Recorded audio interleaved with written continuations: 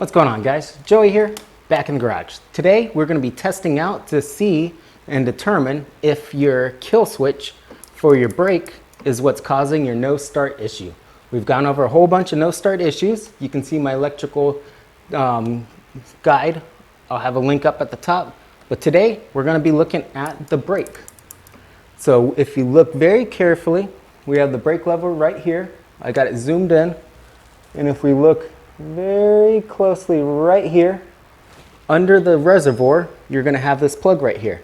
And this is going to be the plug that has electricity going in. When the brake is activated, that switch is going to operate it, and it's going to send the electricity out. And then that way, the engine knows that it can start, but the brake has been activated. So how to test it out to see if your switch is faulty. First thing I did, got my multimeter. I got it set to ohms. And I got my positive clamped down to the positive of the battery. And what I'm checking for is connectivity. I'm not checking for current. All I want to see is make sure I have a good connection from point A, the battery, to point B up here in the switch. So first thing I'm going to do is just take these off.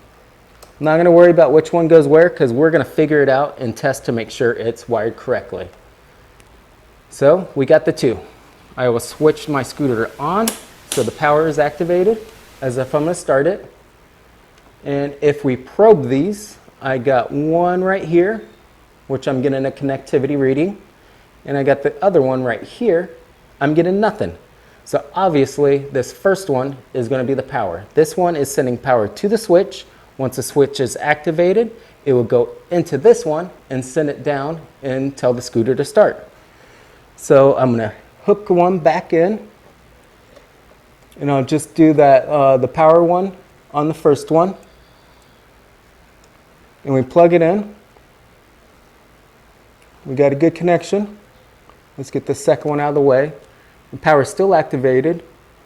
So if I go to here, the second post, hit the switch, and I'm getting a reading. So I know I have power coming in, the switch is activated, and it is sending power out.